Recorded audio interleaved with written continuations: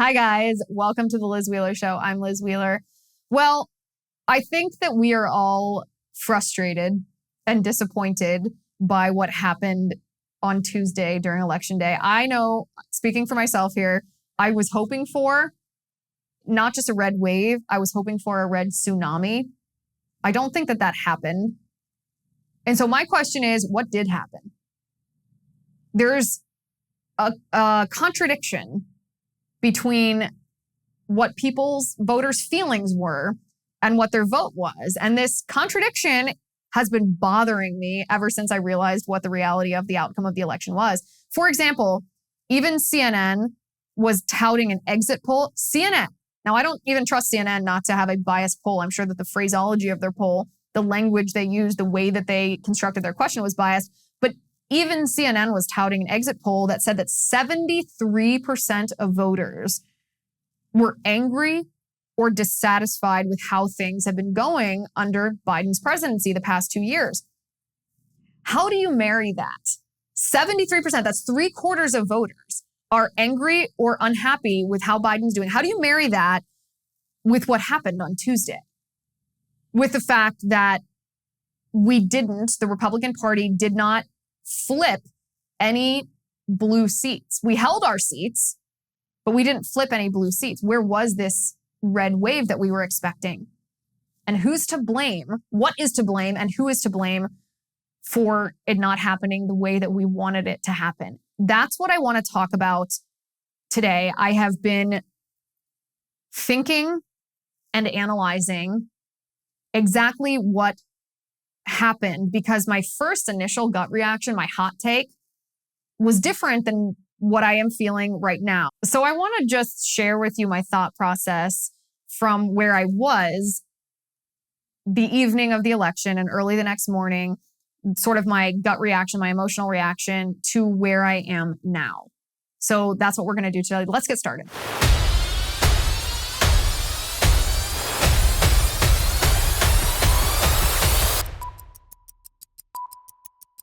Okay, so first I want to talk about Cozy Earth. I want to ask you a question. How did you sleep last night? This is an unfair question for me to ask because I took a flight from Florida to Ohio at the crack of dawn, so I'm extremely tired. But if you answered the question, well, I did not sleep so great, or just okay, or please don't ask, well, maybe you were on a crack of dawn plane like I was, or maybe your sheets on your bed are part of the problem. That's right. The wrong sheets can trap body heat, which leaves you boiling 1 minute, freezing the next, very uncomfortable, very gross. You wake up a lot. There is a solution, though. It's called Cozy Earth sheets. They are the softest, most luxurious, and best temperature regulating sheets on the planet. It feels like sleeping on a cloud, which makes sense because Cozy Earth sheets are made of bamboo, which means they breathe. So you are the perfect temperature all night long. You never wake up sweaty. You never wake up cold. Gross, gross. Cozy Earth even offers a 100-night sleep trial, which means that you have up to 100 nights to sleep on it. Wash it, try it. If you're not perfectly satisfied with product, you can send it back for full refund, but I can tell you, I recommend it. I have these sheets on my bed at home right now. I got you a good deal too. You can save 35% on Cozy Earth bamboo bedding, 35%.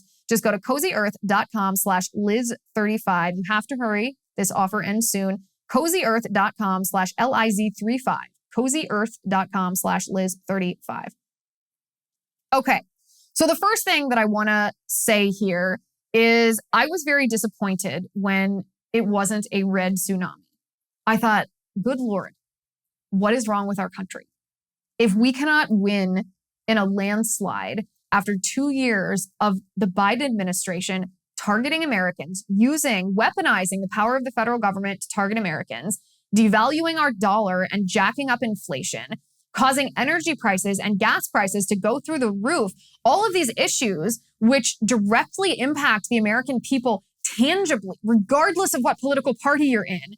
If these things don't make a difference to voters, then good God, what will? That was my gut reaction.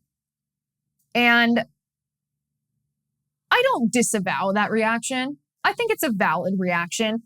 But I will say that my thought process has evolved in a couple of ways. First of all, if you look objectively at this election, we won more seats than the Democrats won. So we won this election. So it wasn't a red loss. In fact, a couple of statistics helped me put this into perspective because, I'm a data-driven gal. What's better than emotion? Well, facts are. The 1776 Project PAC, this is a PAC run by my friend Ryan Gerdusky that's focused just on local races. You'll notice that in this narrative about the midterm elections, we're not hearing a lot about state legislatures. We're not hearing a lot about school board seats. Why is that? Well, because Republicans are winning in those areas. The 1776 Project PAC has flipped 100 school board seats from November of 2021 to November of 2022. School board elections are not always like midterm elections in November when the Senate races and the House races are in the presidency and we vote for the presidency. School board races happen at different times, and 100 school board members or school board seats, which were held by Democrats, are now held by Republicans. That's really good news. On Tuesday, in our midterm elections, just thinking of congressional races, House, Senate, and then the governorships of states, we held all of our major seats. In fact, we not only held our seats, we held seats that faced challenges from what was supposed to be the next wave of the up-and-comers in the Democratic Party. So Brian Kemp staved off Stacey Abrams. Stacey Abrams was supposed to be like the heir apparent to Barack Obama. Governor Abbott in Texas held off Beto O'Rourke. Born to run Beto is what I love to call him. Spent, $60 million on this race, just burned it down. We held all of these seats. This is a good thing. This is a victory. We will ultimately have a majority in the House of Representatives. Republicans will. We don't know the exact number yet. It's not as big as we wanted it to be, but it is still a majority, which means that Republicans with our House majority will be able to stop the Biden administration. He won't have a Democrat House and a Democrat Senate, which means he won't be able to just shove through agenda item after agenda item after agenda item without any Republican standing in his way. In fact, Republicans should be able to stop everything that the Biden administration wants to do legislatively. And it's our responsibility to make sure that if it's a narrow margin in the House, that Democrats aren't able to poach Republican votes to their side to get a quote unquote bipartisan agreement, meaning Republicans are paid off in some, with some pork barrel type pet project just in exchange for supporting some Biden agenda item. The Senate, we don't know yet. It might be 50-50. It might be 51-49. We're not sure. But all in all, the point of this is that it wasn't a red loss. We actually won this election. Not as much as we wanted to, not in certain seats like Michigan or New York, not in Pennsylvania, the Senate race, which we're going to talk about in a second, but we did win this election. So let's make sure that we have the proper perspective on this, regardless of our emotion. That's kind of the evolution of where my emotions were immediately following the race to how I'm looking at this race now.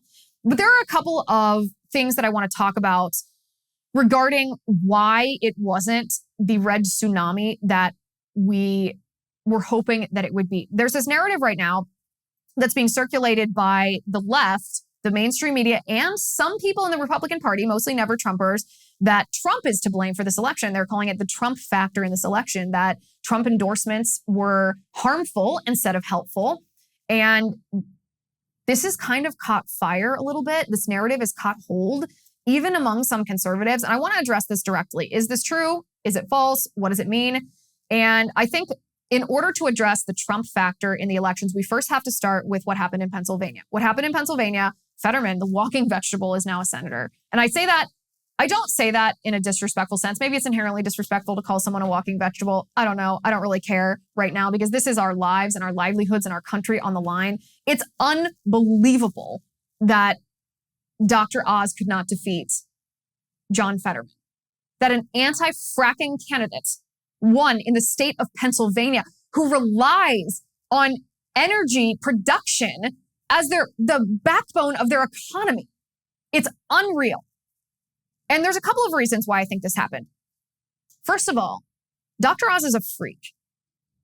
There were very few Republicans who were willing, very few conservatives even, who were willing to criticize Oz when he got the nomination or when Trump endorsed him for this nomination during the primary. And this was a huge mistake on the part of Republicans. Dr. Oz is not actually Republican. Dr. Oz is not actually conservative. Dr. Oz has supported in the past not just your establishment style Democrat policies, but actually radically leftist Marxist policies like transing kids, On Dr. Oz's television show, which he just ended this January so that he could run for Senate, he supported trans and kids. He highlighted this. He helped mainstream it and bring it to America. He used the quote-unquote preferred pronouns on a child who had been trans by the child's parents. I don't even remember if the child was a boy or a girl or what they were identifying as. Doesn't matter. He used the fake pronouns of this child. Dr. Oz is a total freak. So this is not a matchup. The Fetterman-Oz matchup was not a matter of a strong Republican who was strong on the issues that Pennsylvanians cared about against a crazy radical leftist Democrat who was also mentally incapacitated. So that's the background of this race. And funnily enough, a couple months ago, you guys might remember, I criticized Mitch McConnell because Mitch McConnell came out and said that the quality of our candidates for Senate were low, that we had low quality candidates. And the funny thing is Mitch McConnell was actually right. Some of the candidates for the Senate were low quality candidates. I still stand by my criticism of McConnell, by the way, because it was very unwise to say it for two reasons. If you criticize a candidate in that time and in that space after the candidacy has been settled, you are ruining the energy of the race, meaning you will your criticism will result in fundraising being down, which impacts your chances of winning, and voter turnout, enthusiasm will also be lower. So McConnell was wrong to criticize, but his criticism was actually correct. Oz was a terrible candidate, and when you run terrible candidates who aren't real Republicans, aren't real conservatives, it matters. Also, you and I are very politically active. We're very politically aware. We saw all the videos of Fetterman not being able to speak. We watched the debate. We saw it all. We followed it all. But a close friend of mine who works in politics, meaning she's just as politically aware as all of us are, her husband wasn't even aware that Fetterman had had a stroke. And we were laughing at him the other day about this because it's so funny because his wife is a prominent personality. But it's actually an interesting observation because if you are not working in this industry or if it is not your hobby and your interest to follow along, you might not have actually heard about it because John Fetterman did most of his campaigning through advertising, meaning through television ads, which means he portrayed himself in the way that he wanted to, which means it wasn't usually his voice speaking. It was usually a voiceover. He was dubbing over maybe somebody else's voice even over his ad, presenting himself in the way that he wanted as, you know, protecting the union way of life and being on the side of the working man and touting his record as mayor, even though he's misleading about his record. The advertisement didn't state that. The advertisement was manipulative. So what everyday people heard about Fetterman was a lot different than what you and I were maybe talking about, in addition to the fact that Dr. Oz was misrepresented and Dr. Oz gave a lot of ammunition to be misrepresented because he wasn't a conservative. The reason it's important to talk about this is because of the Trump factor, because there's a valid question to ask what role Trump played in this race. We're going to talk about that in just a second. But first, I want to talk to you about ExpressVPN. I like ExpressVPN because it keeps my family and our information safe when we are online. When you go online without a VPN, internet service providers are able to look at and collect every website that you visit, anything that you type into the search bar, any URL that you type into the search bar. It's very creepy. They can then legally sell this information without your consent to ad companies and tech giants who then use your data to target you. It's very creepy. And if you'll allow me an analogy here, it's like if you use the internet without ExpressVPN, it's like using the bathroom without closing the door. You want to keep your business private. When you use ExpressVPN, your internet service provider cannot see your activity. Your identity is anonymized by a secure VPN server. Your data is also encrypted for maximum protection. It's also, by the way, for anybody who's worried that they're not tech savvy, it's very easy to use. You just fire up the app, click one button. It works on all devices, phones, laptops, routers. I like ExpressVPN because it keeps my family and our personal information safe when we're online. Secure your online activity today by visiting expressvpn.com/Liz. That's expressvpn.com/Liz. And you can get an extra 3 months free. expressvpn.com/Liz. Okay, so it is a fair question to ask what role Trump played in the outcome of the Pennsylvania Senate race, because Fetterman won, Oz lost. Is Trump to blame because he endorsed Dr. Oz in the primary, where without Trump's endorsement, the more conservative candidate appeared like he could win the primary, meaning Fetterman might have faced a real conservative versus Dr. Oz. So My short answer to is Trump to blame because he endorsed Oz is partly, yeah, but also not the way that Democrats are representing him. So let me dive down the rabbit hole of my thought process here, because this is where my immediate reaction after the election was candidly to put more blame on Trump than is actually accurate. But I think we have to think about this in a larger perspective. We have to zoom out here a little bit and say we as voters didn't actually do our duty by stopping Trump's endorsement of Oz from mattering. Meaning we maybe relied on Trump's endorsement of Oz when our better judgment told us that Oz was a fake conservative. And we shouldn't do that. We should vote independently. We shouldn't allow an endorsement of a candidate that we think is a subpar candidate to make us vote for that candidate, even if we think that candidate is a subpar candidate. And there's two reasons I think that Republican voters and Republicans in right-wing media, two reasons why Republicans didn't push back harder on this. There were a couple of us that did. There were a couple of us that were like, this is a terrible mistake. We're going to lose Pennsylvania. It's going to be Dr. Oz's fault. And Trump played a big role in this. But it wasn't the prevailing narrative from the Republican Party and the conservative movement. And I think this is because of two reasons. First of all, Trump values loyalty higher than almost anything else. And if you criticize him in any way, then he immediately brands whoever levied the criticism as being disloyal. You are exiled from his inner circle. And most people don't want that.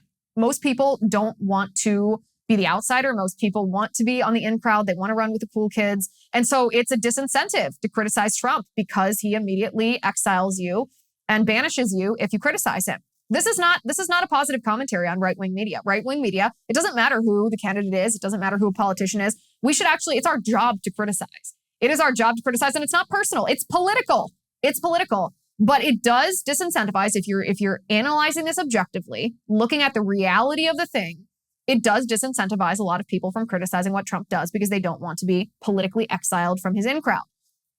The second reason is a little more good faith. The second reason Republicans and conservatives, in the media especially, don't criticize Republican candidates to the extent that sometimes Republican candidates deserve is because the mainstream media weaponizes that criticism and turns it into ammunition against a candidate, against a Republican candidate. And I don't want to sit here as a Republican and give the mainstream media an attack against a candidate that I want to win, right? Meaning I wanted Oz to win this race. I encouraged people to vote for Oz. I think it was the morally correct vote to vote for Oz, even though I think Oz as a candidate in and of himself is not a true conservative. His role in the Senate would have been to serve as a bulwark against things much more evil than his flaws as a candidate. So it's a comparison game, right? And so you don't sit here and criticize as a conservative. You don't sit here and criticize your own because the mainstream media is so partisan. They're so biased. They're so brutal. They're such liars that we don't want to give them a shred more ammunition than they already have. So for that two reason, Republican voters didn't maybe stop Trump's endorsement from mattering. Now, there are also people that are saying Trump has a $100 million war chest and he only spent $15 million. There are some people on Twitter saying, tell me why I shouldn't blame Trump for losing the Republican Party, the Senate twice in a row in 2020 and in 2022.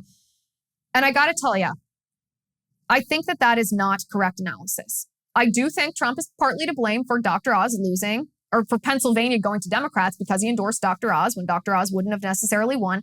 But I don't think that it's correct analysis to credit Trump for everything that happened positively in the election and blame him for everything that happened negatively. I think that is what the mainstream media wants us to do. That's what the left wants us to do, because we know that President Trump next week is going to announce his candidacy for president in 2024. It's on the 14th, Tuesday, Thursday. I forget which day he said it was, but sometime next week, he's going to make an official announcement.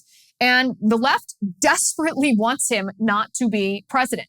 They desperately want a divided Republican Party, a divided conservative electorate. So they're doing their best to try to demonize and vilify Trump, not just in the eyes of the Democratic electorate, but in the eyes of the Republican electorate. Therefore, they want to tell Republicans, oh, you're disappointed, you're angry, you're disillusioned, you're frustrated about midterms. That's Trump's fault. Assign those negative emotions to Trump. They're manipulating us. They're trying to emotionally manipulate us. And the reality of the thing is that's just not quite accurate. It's just not true. It's just not the reality of the thing. It's a mistake to blame or credit Trump for everything.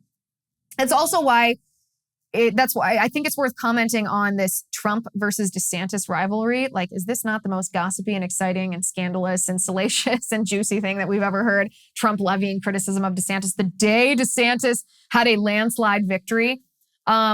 Let's talk about that for a second, because this plays into it. But first, I want to talk to you about Genucel. If you want your skin to look years younger, Genucel skincare is the way to go. Awesome products. That, my friends, is a testimonial from April, who lives in Rockport, Illinois. And yes, ladies and gentlemen, it is actually that easy to look years younger if you use Genucel skincare. Celebrate the holidays early. Use the most popular packages from Genucel, and I got you a great deal. Are you ready for this? 70% off at Genucel.com/Liz. Treat yourself to the only skincare products you will ever need. Finally, the only ones. Genucel is so confident you'll love your look that they have a 120-day money-back guaranteed. That's what, 4 months? For a limited time, every most popular package includes Genucel's hyaluronic acid correcting serum for free. Genucel has delighted happy customers for years by treating tens of millions of everyday skin problems. I'm talking wrinkles, dark spots, dry skin, sagging jawline, facial redness, even those annoying bags and puffiness that we all suffer from, men and women. And with their immediate effects product, Genucel guarantees results in as little as 12 hours or your money back. You can order right now at Genucel.com/Liz if you want that gigantic discount. Your most popular package includes a complimentary gift set plus free express shipping. Genucel.com/Liz. Genucel.com/Liz. Trump versus DeSantis. Trump is levying a tax on DeSantis on the day that DeSantis won this historic victory in Florida. And it's gossipy, right? It's exciting. Here's what I have to say about it. Should we have a primary where a whole host of GOP contenders duke it out, where they make the case to us why they are most qualified to win the election and then govern as the chief executive? Sure, maybe. In an ideal world, that would be great. I would love to see that. But that might be a utopian view right now. Like it or not, the Republican Party right now is Trump's party. Even if you're ready for a future of DeSantis, right now, the Republican Party is Trump's party. So focusing on this Trump versus DeSantis rivalry is also what the left wants us to do. They desperately need the Republican Party and the conservative electorate to be divided. I personally don't find it to be disloyal or anything of that nature to discuss who is the best. You like Trump better? You like DeSantis better? Okay, great. I mean, ultimately, we're going to support whoever the Republican candidate is. I find it to be neutral, vanilla, boring, whatever word you want to use to talk about who might be the best person. This is something we've always talked about. So go ahead, talk about why you like Trump best. Talk about why you don't like Trump. Talk about why DeSantis is best. Talk about why you don't like DeSantis. Make an argument, fine. But don't be deterred or don't be drawn in by the mainstream media trying to trick you into allowing two candidates to destroy each other so that the Democrats can just stand back and watch this destruction happen and not actually have to campaign on their own record, their own terrible record from the Biden administration. So again, the mainstream media wants this to be the election, the Trump factor of the election, but that's not the entire story. What I want to do right now is talk about some of the other more important factors that played into the outcome of the election. And one of those things is our culture, right? There's an interesting tweet from a Harvard law guy that I want to read that says, and I quote, "It's funny to see GOP types debating which candidates or issues would have made a difference when the simplest hypothesis is that there's a critical mass of voters who will support left liberalism on essentially theological grounds, regardless of the conditions it produces." I don't know if this is true. I don't know if there are communists and socialists and Marxists to such a large number in our country that they're willing to run our country into the ground, destroy it, even if they suffer the repercussions of that. I do think that there is a bias against Republican candidates because of the name Republican. Rick Caruso in Los Angeles is a perfect example of this. He's actually a Republican. He's running as a Democrat. His platform is anti-crime because Los Angeles is a hellhole right now. And you see these leftists, including Hollywood celebrities, voting for Rick Caruso, publicly endorsing him because they were able to overcome their aversion to the Republican label because Rick Caruso ran as a Democrat, but ultimately they support the Republican platform. And I think oftentimes Republicans misunderstand how vilified the Republican name has become in our broader popular culture, that it's not just a matter, we sit here and we think, okay, well, if your paycheck is smaller because of inflation, if it costs you a fortune to fill up your gas tank, if your energy bill is going up, if you are the victim of a crime, if your child was indoctrinated in queer theory or critical race theory, you're going to see the light. And because you agree with the right on those issues, you're going to be able to cast your ballot for a Republican in good faith. And Republicans misunderstand just what a big hurdle it is sometimes for people because popular culture has demonized Republicans to vote for a Republican. When something is this culturally ingrained, it can't be undone overnight. Even if inflation is high and gas prices are exorbitant and critical race theory is rampant, it can't be undone all at once. I had the expectation and the hope, maybe misplaced, that it would. But if we're actually honest about the analysis, if we're honest about the postmortem of this election, it's a little unrealistic to think that that's going to be that indoctrination, which some people this has been indoctrinated into them for decades in every aspect of their lives, from their experience in public school to their experience on a university campus, to their experience in the workplace, to the movies they watch, to the TikToks they consume, to everything that they do and see and listen to, the celebrities they follow. And it makes it very difficult to objectively analyze just the issues when there are those labels attached to the names of the candidates, and the labels mean something else, even if it's unfair.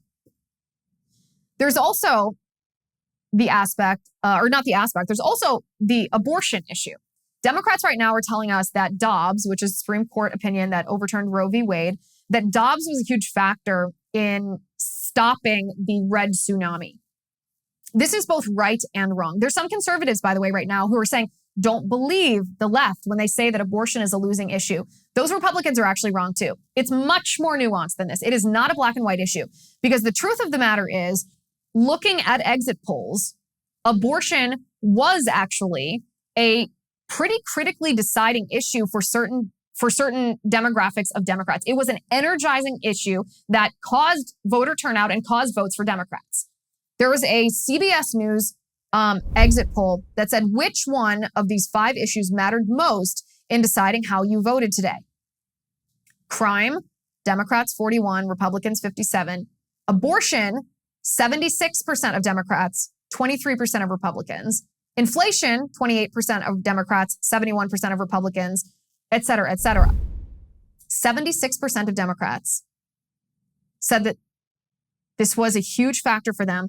So in total, abortion was the second highest rated issue as being the most important issue. This is why I turned out to vote, just after inflation.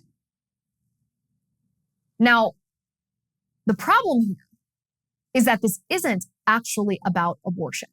Because what the left has successfully done is they have successfully twisted and manipulated the narrative around abortion. They never talk about what an abortion is. They never talk about what Dobbs does. They never talk about the actual language of the statutes that restrict abortion. They never talk about the science or the morality or the ethics of the thing. But what they do instead is they misrepresent it. So when these voters turn out and they think they're voting on abortion, they've been told that Republicans who are pro-life threaten their access to basic contraception. They've been told that if they suffer an ectopic pregnancy, if a woman suffers an ectopic pregnancy, that she won't be able to access the life-saving healthcare that she needs. They've been told that children, 11-year-old girls who are brutally raped, impregnated by their rapists, won't have access to healthcare. And I'm not talking about abortion. I would never use that term as I would never call abortion healthcare. But this is what voters are told. And so when these Democrat voters think that they're voting on abortion, they're not thinking about the abortion procedure. They're not thinking about the woman's body or the woman's mental health or the fact that it's killing an unborn child. They're thinking about what the Democrats have twisted this issue to be about. The Democrats have won the PR war in this sense. They've misrepresented abortion so that now when people hear abortion, they think contraception, ectopic pregnancies, and rape. So the reality of the thing is that Dobbs actually was a factor in how people voted, and it did cause voters to vote Democrat, but not because America and voters in America and the American people are pro-abortion, but because the Democrats won that PR battle. And the reason that Democrats won that PR battle is because Republican candidates were afraid to talk about it. Republican candidates were told by consulting firms, oh, you shouldn't talk about abortion. People don't want to hear about it. It's very unpopular. Even Republican voters were turned off by Roe v. Wade being overturned. And when you surrender a battlefield, you surrender a battle. Republican politicians and candidates didn't have the courage to talk about an uncomfortable topic, to fight back against this false narrative. And so the left won it.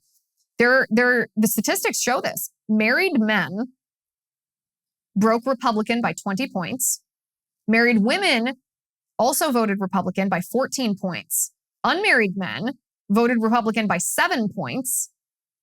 But unmarried women voted Democrat by nearly 40 points. Because the left manipulated them into thinking that abortion was about contraception, ectopic pregnancies, and rape. That's an incredibly important factor that played into this election.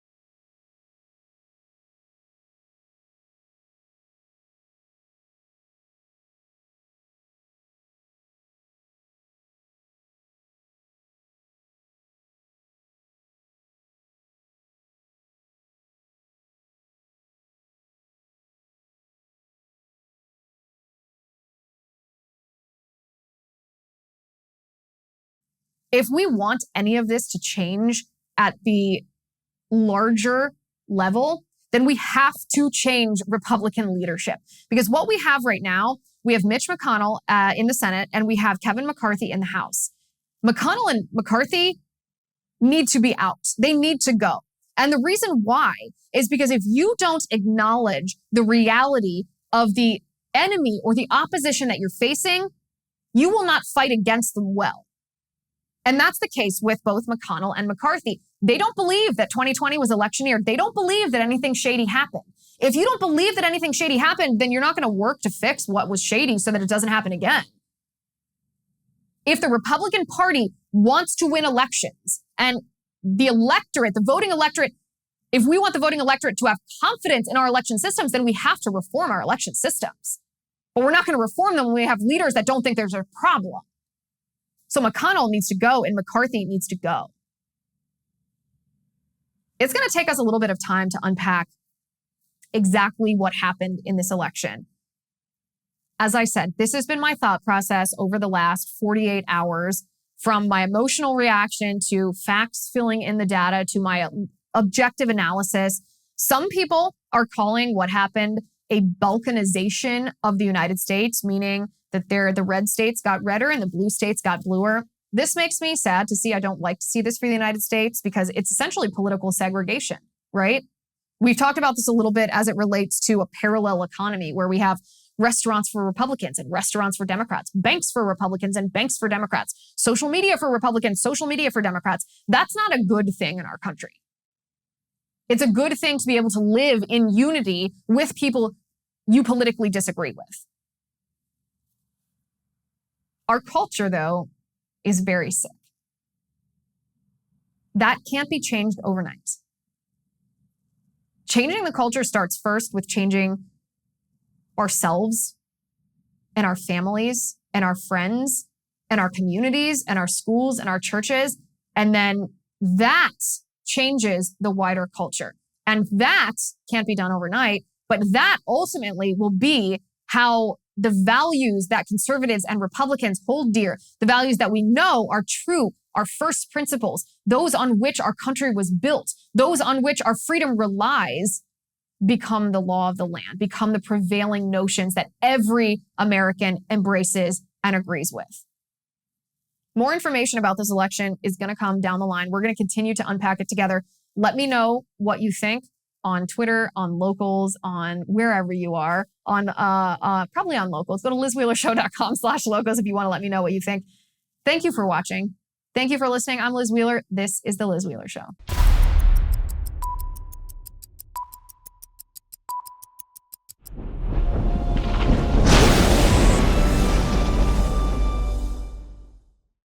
If you haven't already, give this video a thumbs up, hit the subscribe button below, and ring the bell to make sure you never miss a video.